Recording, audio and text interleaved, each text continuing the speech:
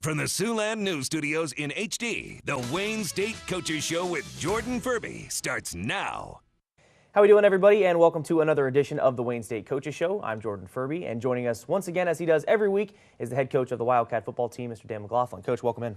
Thanks, Jordan. Glad to see you again. Absolutely, Coach. Coach, you guys had a tough test last week against #1 Minnesota State Mankato, a team that was just short of a national championship berth last year. #1 team in the nation, undefeated. You knew it was a tough test going in, and they were every bit as good as advertised. A 45-3 loss. Really just a tough team to go against. Yeah, and really they were better than I thought they were even. We had studied film and saw how excellent they were. But they really played well against us. So we thought if we took care of the ball and did some good things that we could hang with them, and we were never in it. They were every bit as good as you said as advertised, but I think they were even better than that. They just played really well, and we were never in it. And they got out to a hot start for you, hit you real quick. 3 scores in the first 3 possessions. They forced 3 punts from you guys. All of a sudden, it's a 21-0 ball game, and then a turnover on downs, and it's 28-0 real quick. I mean, like you said, just an efficient kind of machine this team was on offense and defense on both sides of the ball. Yeah, they hit 3 big plays early. They hit a zone read. Their quarterback is outstanding, and we bid on the fake, and he got out and scored. And the second touchdown was a play action off of that same action, and third touchdown was a double pass, a trick play back to the quarterback. So the quarterback scored a touchdown, threw for a touchdown, and caught a touchdown pass. Their first 3 touchdowns. Wolf, just an outstanding football player.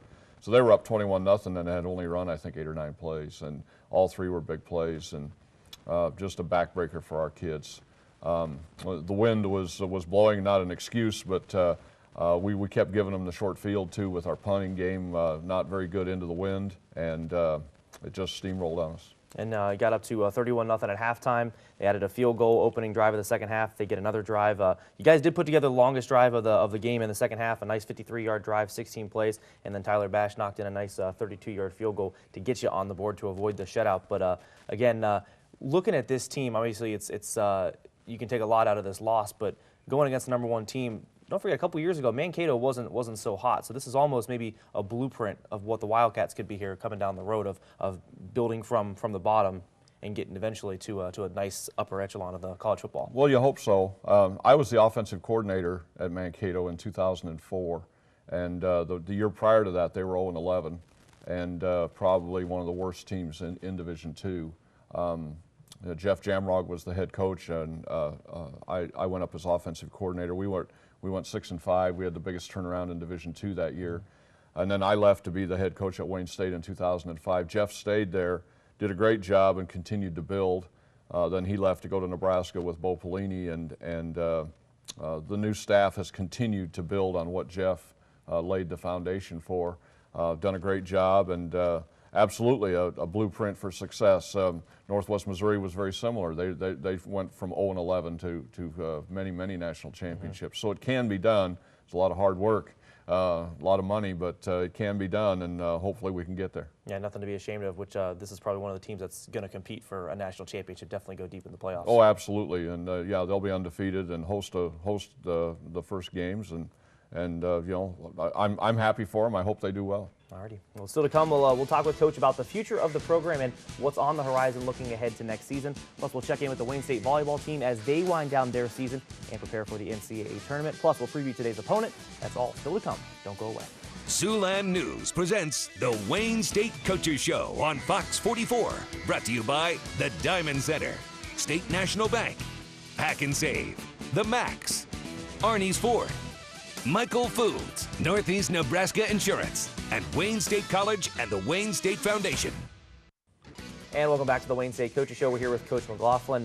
Coach, looking back on the game last week, we talked about a little bit during the break too.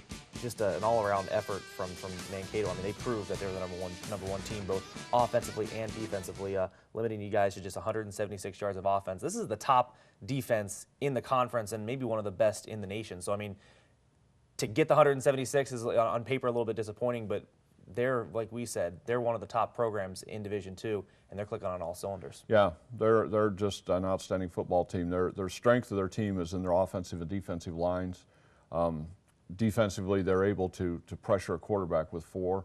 They don't have to blitz. They don't have to do anything out of the ordinary to control the line of scrimmage, and that's just huge. And then they can run. So, like I said, a great football team. You just got to tip your cap to them and shake their hands and wish them good luck. We've got a lot of work to do. We've got things to do to try to get better ourselves and try to be able to compete with them. What's interesting is we have competed with them every year, pretty much, except this year. Nearly beat them twice the last couple of times we've played, and just been great football games. And this year, for some reason, they just really got after us. They're really an outstanding team, and we've got a ways to go. And looking at some of how the play went, not the greatest performance from Zach, but what were some of the positives that you saw out of the game that maybe the team did well, and a little bit things that need to work on? Well, Zach played like Zach plays, or has played. He played really well at times. He did throw 2 interceptions, which I didn't really wasn't pleased with at all. Especially one at the end of the first half that allowed them to get some more points on the board. But he did some good things. He threw some good balls. We had some receivers drop some balls that might have made it a little less of a lesson that we had to learn. But you know, Charlie Davidson ran the ball hard again. He only had about 75 yards rushing, but he did a good job of making people miss and being physical with the ball. So there were some bright spots. Brian Kent started at wide receiver. He just moved over from safety. We've had some injury issues at wide receiver, and he caught 3 passes and did well. So there were some bright spots. Tyler Bash, again, our kicker, is very good. But for the most part, it wasn't a good day for us. And like I said, you just got to learn from it and move on. Now, defensively, I know anytime giving up 45 points, there's a lot to work on there. But you had some new names kind of highlighting the tackle leading a little bit. John Davis had 8 tackles, and then Trevor Meter had 6 tackles. It's nice to see some other guys getting in on the action, not just the Nick Monzus of the team. Right. Well, Nick's been hurt, and so Trevor started in his spot. And Trevor is a redshirt freshman out of Lincoln and played well. He's got a lot to learn, but he played well. John Davis is a corner from Webster City, very good player. But it says a little bit about how you played that day when your leading tackler is a cornerback. So obviously we've got some things to fix. But those 2 kids played well. They're young. John's a sophomore, and as I said, Trevor's a redshirt freshman. We do have a very young defense, and I think that lends to itself good things for the future, but also that's part of the reason why we're not real solid right now. Yeah, and again, touching on it though, I mean, like you almost can't say it enough that this is a team that has been working very hard every year and gotten better every year. And it's almost a blueprint of what could be in the future. Well, you hope so. You hope so. You know, we only play 4 seniors total on both sides of the ball that contribute, and so you know, we're all young kids now. You know, I've said this. It's kind of I don't know whether I'm not trying to be sarcastic, but they say, you know, the good thing is we got them all back. Yeah. Sometimes the bad thing is you got them all back. So, but we feel like we've got good players. They're just young, and they'll bounce back, and they're learning, and they're excited to play and get better. So hopefully there's good things in the future for us. Absolutely. Well, speaking of which, coming up after the break, we'll take a look at the future of Wayne State football and get Coach's thoughts on where this team can go in the years to come. Stay with us. And welcome back. Coach, hard to believe, but there's only 2 games left on the season. Both of them will be at home, so we're going to do a little bit of looking ahead to the future a little bit. I know no one wants to declare this season lost. You still have 2 games left that we can finish strong on. But looking at this season and looking at what you have coming up in next year and in the years to come, you mentioned it in the previous block that you only play 4 seniors on both sides of the ball. Very young team. You have a lot of promising talent at the redshirt freshman level, at the true freshman level. Just kind of give me your thoughts on where this team maybe can go. I mean, is it a sky's the limit? Where do you kind of see the future of this team going next year and in the next 3 years? Well, I hesitate to answer a little bit, Jordan, because I thought we were really good at the beginning of this year. I thought in August that we had a chance to have maybe our best team that we've had since I've been here. Yeah. And obviously that hasn't worked out. But there's been 4 of the games that we should have won and hadn't won and didn't. Kicked 2 of them away right at the very end, lost 1 in triple overtime, another one where we had 5 turnovers. And, you you know, woulda, coulda, shoulda, but those 4 games turn around, and we're 6-3 instead of 2-7. So we're right there. It's not like we're getting destroyed, except for the Mankato game, obviously, but we're right there. And so it's just, I guess my biggest concern isn't talent; it's confidence, and it's you know, the kids feeling good about themselves because we are very young. But the talent level is there; it's absolutely there, and I think the sky's the limit if we can get another good recruiting class to back up these last 2, and so we're excited about that and looking forward to it. As I said, my biggest concern is mentally and how they're gonna respond to a season like this one where things just didn't seem to go our way. Well, and I've kind of used this example before of almost you know, taking your lumps from Big Brother, of almost getting, you know, beat on a little bit, but in the end it pays off. You kind of almost go through your growing pains, and you take your lumps in the hopes that you kind of learn from that experience, and then, you know, maybe next season you can turn that into magical, where the games that you were in and just came, you know, a little short, next season that's not going to happen. Well, I hope that's true. I certainly hope that's true, and you know, trial by fire kind of a thing. And but I've always thought that you get better by winning, not by losing. And I never did understand that cliche that sometimes you hear in sports. Well, a loss would be good for them. I've never known anything good about a loss. No. so I'm just not wired that way. So we're trying to look for silver linings as well. But I do think that we've got some great kids, and they'll work hard, and hopefully things will work out better for them in the future. And we've seen a little bit of the talent that you guys have had. Obviously, Zach Osborne, just being a redshirt freshman, still has plenty of years and good seasons left in him. People around here are familiar with Nate Rogers and Marcel Dunson, a couple guys that are from South Sioux and East, respectively. Who are some other young guys that have maybe caught your eye this season that could be in line for a big year next year?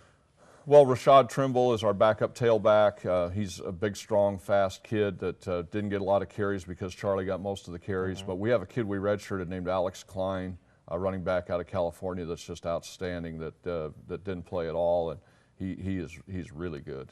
You mentioned Marcel, who we have extremely high hopes for. He redshirted, didn't play. Nate Rogers has a bright future ahead of him, and so you know, defensively we've got a kid, Nick DeBoer, who's an outstanding safety that we redshirted. Jake McDonald out of East High, that's another very good player that we redshirted that didn't play. So we've got some really good kids that we think have an opportunity to be really good. Kid out of Eastern Iowa named Randy Bryan. Remember that name? He's the real deal, and we redshirted him also. So we've got some kids coming that I think in the pipeline that are really going to help us. All right, talent looks to be there, and sky hopes to be the limit. Hope so. Alrighty. Well, the Wildcat volleyballers have only a few more games left in the 2013 regular season. We'll spotlight Coach Kneiffel's squad coming up next in Wayne State 360. That's presented by Northeast Nebraska Insurance. Don't go away. Wayne State 360, a look at what's going on all around the Wildcat campus. Brought to you by Northeast Nebraska Insurance. And taking a look at the Wayne State volleyball team, the Wildcats went 2-0 last week. Their record stands at 19-7 on the 2013 campaign. They took care of Minnesota Crookston last week, 3-1, and then swept the Bemidji State 3-0 last week. Freshman Alyssa Frauendorfer was named the NSIC Offensive Player of the Week. She had 31 kills and 8 blocks in the 2 games last week, so congratulations to Alyssa. The season is winding down for the Wildcats, believe it or not. They're playing their final two home matches of the year. They played last night against number 20 Northern State, and then they'll actually play later today against MSU Moorhead. That one starts at 4 p.m. Taking a look at this week's top 25 poll, Wayne State does remain at number 18. Believe it or not, 1 through 19 in this poll didn't change at all, so very much a lot of these teams are starting to gel as the playoffs start to get a little bit closer. We'll take a look at Wayne State as they get closer to the NCAA tournament, but obviously still a great year for Scott Kneifel and the Wildcats. Coach, coming back now, looking at tonight's opponent, or this afternoon's opponent actually, Upper Iowa. Very similar to you guys. I kind of told you this a little bit during the break, that as far as wins and losses go, they're 5-4 on the year, obviously a little bit better of a record, but the style of play almost seems like they've just gotten a little bit better bounces in some games. And I know you talked about 4 games, you know, maybe where the record could be 6-3 for you guys instead of 2-7. But it seems like they're very similar in playing teams hard. What do you see in the Peacocks is their lovely team mascot? What do you see in the team that kind of your impressions of this team? Well, Tom Shea is their coach. He's done a great job building that program. They were probably the poorest team in the league when I came into the league. They have come a long way. They play very hard. They've got some good players. Their tailback Smith is just outstanding. Tremendous speed, great cutting ability. We're going to have to be able to contain him. 2 years ago at our place, he had over 260 yards rushing. Just had a great game. He didn't play last year because of a concussion, but outstanding football player. Their quarterback is very good. Their defense is small, but they fly around, which is real similar to us. So yeah, I think your analogy is true that two very similar teams.